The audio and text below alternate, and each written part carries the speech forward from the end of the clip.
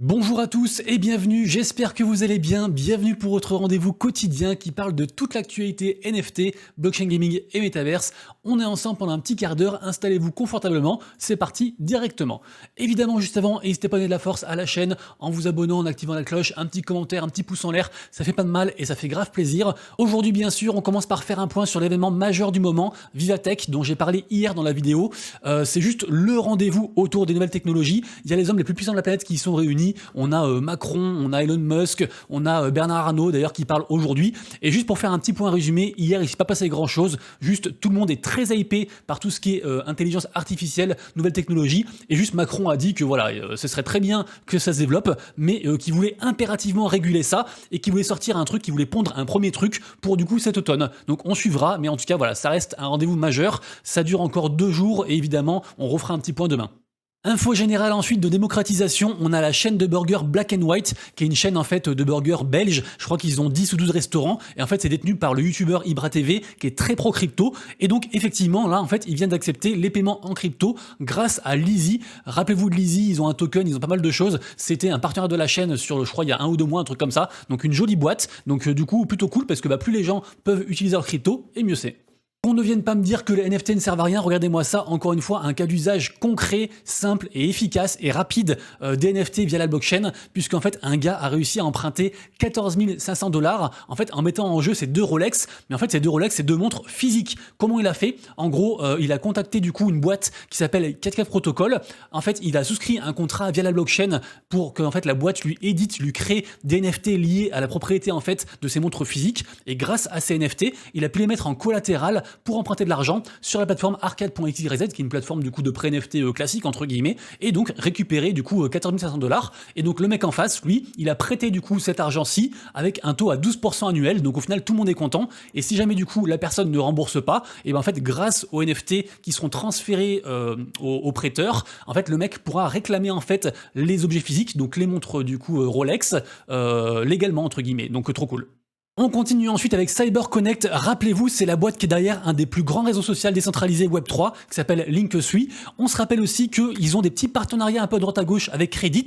En tout cas là, ils font une lettre ouverte carrément à Reddit, qui fait écho directement en fait au gros drama qui se joue actuellement, puisque je vous rappelle que Reddit en fait, ils ont mis à jour leurs conditions un petit peu de rémunération. Ils vont changer pas mal de choses. Du coup, il y a plein de modérateurs qui sont en grève. C'est un gros drama. Et en fait là, c'est une lettre pour entre guillemets mettre en avant la décentralisation au niveau de Reddit, en mode voilà, si c'est les employés, c'est tout le monde, c'est la commu qui vote. Après, les gens en fait pourront pas râler parce que c'est eux qui ont voté en fait sur les décisions majeures de la boîte. Donc très intéressant. Et ce qui est encore plus intéressant, c'est qu'en fait cette lettre est un mint. En fait, c'est un free mint. Donc n'importe qui peut le récupérer. On clique ici sur collecter et on récupère du coup le free mint. Et après, libre à vous de le partager. Eux, forcément, ils vous incitent à le partager le plus possible pour que ça fasse du buzz. Après, c'est vous qui voyez. En tout cas, ça peut être intéressant de récupérer ce NFT en mode juste, comment dire, en mode cool quoi. Pourquoi pas. Peut-être que cette lettre sera la première pierre d'une nouvelle ère pour Reddit. On a ensuite un événement très attendu, je parle bien sûr de la plus grosse rencontre mondiale des fans de comics et de manga, la Comic Con évidemment. Cette année l'édition du coup aura lieu à San Diego, du coup le 20 juillet, et en fait on a quelques collections NFT comme ça qui sont prêtes à s'y rendre et à entre guillemets prêcher la bonne parole. C'est notamment le cas des Cool Cats, donc on verra ce qu'ils proposent.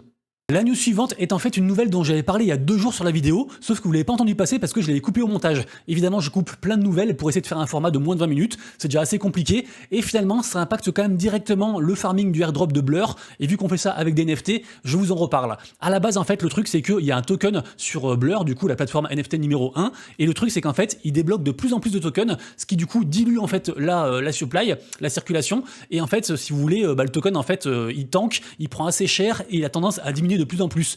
Et le truc en fait, c'est que d'après les calculs de NFT statistiques, en fait, vu qu'il y a plusieurs, plusieurs déblocages en fait de tokens, on devrait avoir en fait le airdrop de la saison 2 de Blur pour environ octobre. Alors qu'on pensait tous que ça arriverait en fait avant l'été. Du coup, ça change quand même pas mal de choses. Surtout que je vous rappelle qu'en fait, le farming de airdrop de Blur impacte beaucoup le marché des NFT, qui reste une niche, puisqu'en fait, il y a beaucoup de gens qui font des offres, ça crée du volume, parce que du coup, il y a certaines offres qui sont acceptées. Après, ils revendent, ça recrée encore plus de volume, etc., etc.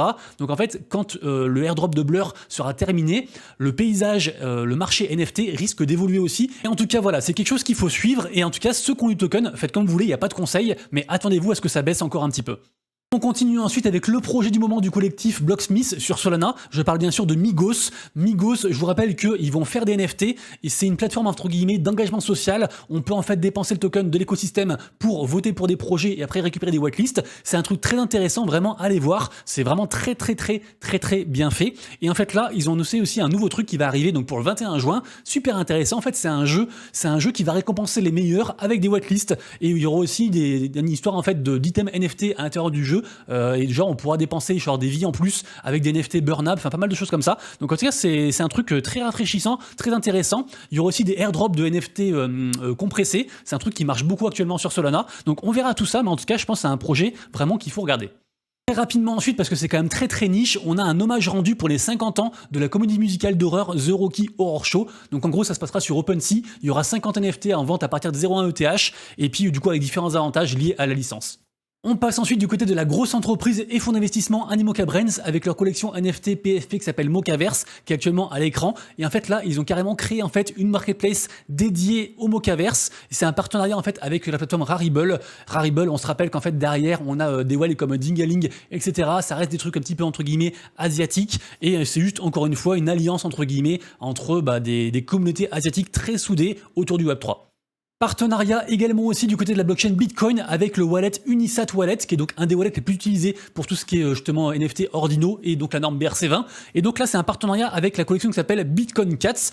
Et en fait, Bitcoin Cats, c'est un truc qui est très gros, hein, vraiment. Regardez-moi ça, ils sont suivis par 217 000 personnes. C'est juste complètement fou. Et en gros, eux, c'est un métaverse mignon. Voilà. C'est donc des chats en mode métaverse, tout pour, entre guillemets, redorer le blason et en fait rendre Bitcoin mignon. C'est vraiment leur but, c'est ça. C'est rendre Bitcoin mignon. Donc je vous invite bien sûr à checker tout ça par vous-même, mais ça me semble vraiment très mignon.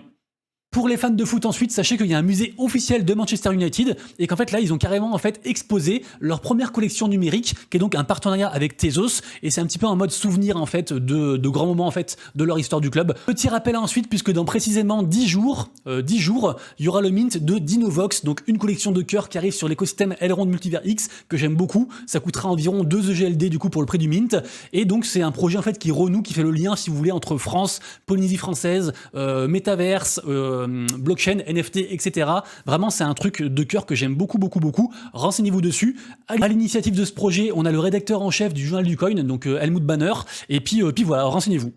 Ça continue de bouger, ça n'arrête pas du côté de chez Frank, donc le créateur des Gods, qui vous le savez était la plus grosse collection sur Solana avant qu'elle arrive sur ETH. Ça reste une très grosse collection et en fait là dernièrement il a teasé du coup des espèces de partenariats avec différentes marques. On n'en sait pas plus, mais ceux qui sont intéressés, il y a un format à remplir et on pourra du coup prendre part à cette nouvelle aventure. En général, tout ce que touche Frank, ça se transforme en or, donc ça reste un truc je pense qu'il faut regarder. Info en bref, la marketplace OpenSea version Pro intègre de plus en plus d'autres marketplaces en mode agrégateur et donc là c'est autour de SudoSwap. On bouge aussi du côté des studios Artefact qui je vous rappelle a été racheté par Nike puisqu'ils viennent d'engager en fait un nouveau community leader en la personne de Tai Swang Taipei. Alors je ne connaissais pas cette personne mais apparemment dans les commentaires cette personne est adulée, les gens l'adorent donc ça reste une très jolie nouvelle du coup pour Artefact et donc la collection aussi Clonix qui détiennent. Et pour finir les news du jour, je m'adresse aux farmers de la drop des solutions de layer 2 comme par exemple Startnet, puisque on peut réclamer son nouveau NFT gratuit sur du coup le wallet argent. Je vous rappelle qu'il fallait juste construire une structure en fait avec la plateforme Brix, et donc on peut réclamer ça pendant 1 an, et a priori du coup ceux qui ont tous les NFT, et ils auront peut-être quelque chose, un airdrop, quelque chose d'autre, on sait pas trop. Également aussi sur le wallet Bravos, on peut en fait faire la quête numéro 5 pour récupérer un NFT, il faut juste déposer un peu d'argent via un bridge en fait. Après méfiez-vous, ça coûte quand même 5 balles au niveau des frais environ, et eux en fait ils préconisent de mettre au moins 10-15 balles pour en fait prévoir après les choses qu'il y aura à faire dans le futur. Donc après faites comme vous voulez, mais si vous le faites, mettez plutôt genre 20 balles, comme ça vous êtes tranquille.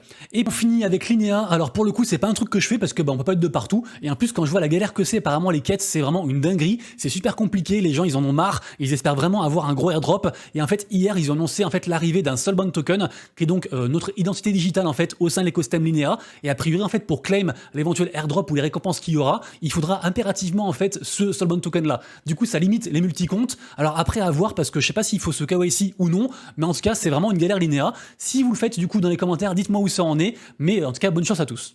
Deuxième partie de la vidéo, la partie marché NFT à surveiller et minute du jour. Alors évidemment, avec les sales nouvelles qu'on s'est mangées, BTC en dessous des 25K, forcément le marché NFT a mal réagi. Donc là du coup les gens se protègent, donc on est dans le rouge, on est en négatif. On est même très en négatif côté Bitcoin, côté ordinal. Après forcément on s'est aussi tapé 3 gros jours énormes, donc forcément c'est aussi en négatif, c'est pas grave, c'est normal. Quand même plus 25% du côté de Solana, donc ça marche bien côté Solana, notamment à cause de Asset Dash, dont j'ai parlé hier et avant-hier je crois. Bien sûr, comme tous les jours, vous retrouvez sur mon compte Twitter un tweet que je fais dans la matinée à propos des NFT du jour, donc les NFT les plus hypés selon moi, hein, ceux qui peuvent beaucoup bouger. Le truc qu'il faudra pas louper aujourd'hui, c'est la collection en fait sur Ordinal de la part de la collection On-Chain Monkey, qui est à la base une collection sur ETH. C'est vraiment une grosse attente. En plus, c'est la plus grosse collection qui arrive actuellement avec la nouvelle technologie en fait des inscriptions récursives sur Bitcoin, dont j'ai parlé sur les vidéos il y a 3-4 jours, un truc comme ça. Donc allez voir si vous n'êtes pas au courant, mais vraiment ce sera je pense un très gros truc. Ensuite, on a Regen79 qui est à la fois un projet gaming et un projet artistique sur Solana. On a aussi Brozo qui est à la base une collection NFT sur Polygon qui arrive sur Ordinal aussi, donc en seconde collection. On a aussi Futures, une collection PFP Footwear. On a Dreamzuki qui fait bon fortement penser à Azuki. Après il y a quand même de l'engagement social, donc à voir. Et on a aussi Manga Factory qui est un projet free mint en 3D par rapport à l'univers des mangas et qui est suivi et qui est pushé aussi par toute la commu asiatique NFT, donc à voir. Vous connaissez déjà mon avis dessus. À surveiller bien sûr Boring Punks. Je crois que je l'ai mis juste après, je l'ai mis ici je crois, parce que bah forcément le truc avait pumpé de fou hier. J'en ai parlé, c'était à 0,10 hier, c'est monté à 0,17. Après là c'est redescendu à 0,03. Là maintenant c'est à 0,055. Donc à voir, ça reste toujours un truc à surveiller évidemment. On a aussi les récursifs punks. Alors de toute façon de manière générale, avec cette histoire de hype sur les NFT récursifs, les inscriptions récursives sur Bitcoin, tout ce qui porte le nom récursive, il faudra regarder. Pour finir, FF6000, la collection qui avait été rachetée par Ben.eth, qui est remontée à 0,15, donc qui a refait quasiment un x2. Donc à voir, on sait pas trop où ça va ce truc là, mais en tout cas ça brasse du volume. Et aussi bien sûr Cornerstone dont j'ai parlé hier, qui est donc un métaverse très réaliste et très intéressant aussi. Et très rapidement aussi, je porte votre attention sur la collection NFT qui s'appelle Arlandum Hidden Gem sur Polygon et qui est en fait en lien avec un projet gaming qui se mint actuellement qui s'appelle Pirate of Arland, qui est un projet assez hypé, mais pour l'instant le mint a un peu de mal. Aujourd'hui, on devrait recevoir aussi une grosse nouvelle par rapport à la collection AV Yacht Club qui avait été rachetée en fait par Kungs, et a priori on pourra en fait burn ces NFT pour en obtenir des autres et aussi pour en transformer en fait contre des cubes, donc à voir, mais ça peut bouger aussi aujourd'hui. Également aussi les collections HVMTL qui sont donc les mechas en fait de chez Bored Ape qui ont quand même pas mal descendu, hein. Ils sont quasiment à 0,80 sur Magically, donc à voir, mais en tout cas je pense que c'est un bon prix d'achat. Après ça n'engage que moi évidemment. Les Doodles qui sont retournés à 2 ETH, donc ils ont vraiment du mal, hein. On pensait qu'ils s'étaient décrochés et non, ils y retournent. Et enfin aussi on a la collection Distortion Genesis by Nulish dont j'avais parlé je crois au tout début il y a environ 2 ou 3 semaines, un truc comme ça, et regardez-moi ça, le truc il a explosé, 2 ETH. Je sais que j'ai reçu des messages en fait de 4-5 personnes qui m'ont dit ah merci et tout d'avoir parlé de cette collection-ci, parce que du coup je me suis intéressé et j'en ai pris. Donc en tout cas voilà, bravo à vous. Moi j'en ai pas pris en tout cas. Après je parle de tellement de trucs, forcément je peux pas être de partout, mais vraiment bravo à ceux qui sont dessus parce que c'est une très jolie collection. Et ça on en a parlé. Et juste pour finir aussi, on a la seconde édition aussi de Ordinal Wizards, qui est donc une collection sur Bitcoin évidemment, hein, sur Ordinal, qui est push par le wallet Ordinal Wallet et qui semble aussi bien marcher. C'est tout frais, c'est tout récent, hein, ça date d'aujourd'hui cette seconde collection. On continue ensuite avec la partie blockchain gaming et vraiment c'est une dinguerie, donc vraiment merci beaucoup à Allmaker de la commu pour me l'avoir fait remarquer, puisque on va parler de Only Up. Only Up c'est un jeu, on mange que de ça sur Twitch depuis 3 ou 4 jours, parce que bah y a plein de gens en fait très connus qui vont jouer, je crois qu'on a Loclear, on a Kameto, etc.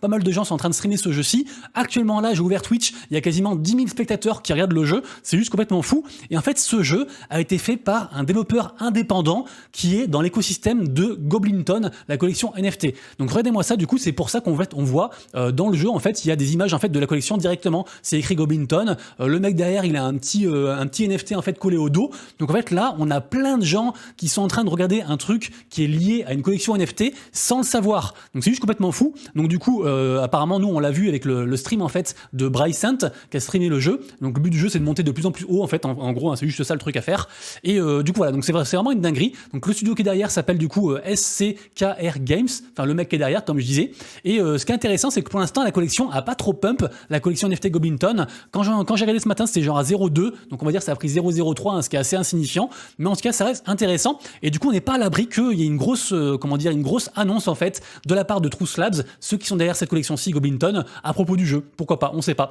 Ensuite le projet Today, c'est un projet qui était très attendu, que j'aime beaucoup, c'est un jeu si vous voulez un petit peu en mode social, il faut construire des choses, on peut s'allier pour je sais pas récolter des ressources, c'est un truc assez gros. Je vous ai mis du coup directement ici le site. Et en fait, c'était un projet qui a été push en fait à la base par le site freenft.xyz que j'aime beaucoup. Le projet du coup est dispo. J'ai pas eu le temps d'y jouer. Donc si quelqu'un du coup a joué au projet, dites-le moi. Mais je vous rappelle qu'à la base, en fait, derrière ce projet-ci, on a quand même des anciens mecs de chez Nintendo, Sega, Epic Games, etc. Donc ça reste un gros truc. Également aussi Wilder World, c'est un peu pareil. C'est un projet qui m'a l'air très intéressant. C'est aussi un projet un petit peu en mode métaverse, très complet, avec pas mal de choses à faire. Ici, on voit des voitures, mais il n'y a pas que ça. Il y a plein de trucs différents. Et pareil aussi, du coup, je vous demande directement si quelqu'un a dig le projet, s'il a fait des recherches complètes sur ce projet-ci. Et bah, dites-moi dans les commentaires ou dans le Discord. Et comme ça, moi, ça m'apprend aussi des choses. Et en fait, ça, on va dire, en décentralisant les connaissances, moi, ça m'aide aussi beaucoup. Et a priori, c'est un projet en fait qui est alimenté par un token qui s'appelle le token Wild, mais qui est différent du même coin sur Cardano qui a explosé il y a quelques jours. C'est deux trucs différents, hein, si jamais.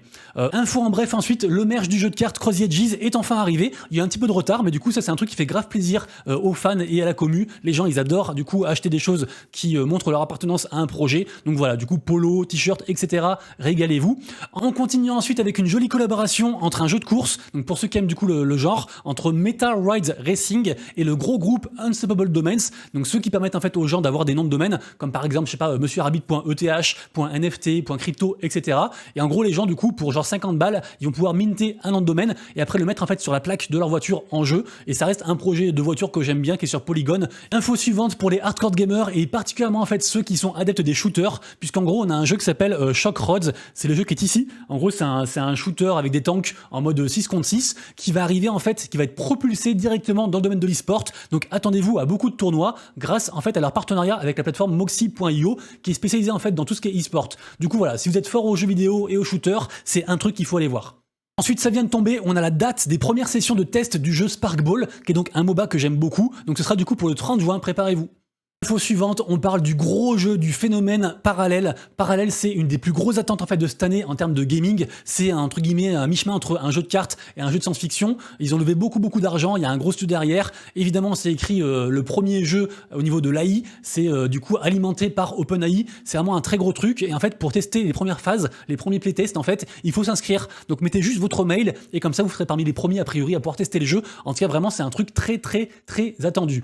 On continue ensuite avec des chats gratuits sur l'écosystème Gala Games, puisqu'en fait Gala Games vient d'incorporer à son écosystème le projet qui s'appelle Meo Match, donc du coup un jeu de chats, en fait il faut élever des chats, faire pas mal de choses comme ça, et en gros vous avez juste à vous connecter au jeu, à connecter votre compte Gala Games, et comme ça vous récupérez des NFT gratuits. On terminera la vidéo du jour avec le gros projet Legendary Heroes Unchained. Juste avant, si vous avez kiffé la vidéo, n'hésitez pas du coup à vous abonner, mettre un petit like, un petit commentaire, merci beaucoup à tous. Et donc qu'est-ce que c'est Legendary Heroes Unchained? En vrai j'en parle un jour à l'avance, puisqu'en fait ça sort demain en version alpha fermée, mais pourquoi je vous en parle? Parce qu'a priori il serait encore temps de rejoindre le Discord et de faire du coup 2-3 trucs, 2-3 demandes en fait pour du coup participer du coup à l'alpha fermée en fait qui sera demain avec des récompenses à la clé. En gros c'est un projet RPG comme on aime, avec un héros qu'on va pouvoir comme ça level up de plus en plus pour le rendre de plus en plus fort, et puis voilà, c'est un projet moi que j'aime beaucoup, qui me hype assez, donc je vous invite du coup à regarder évidemment.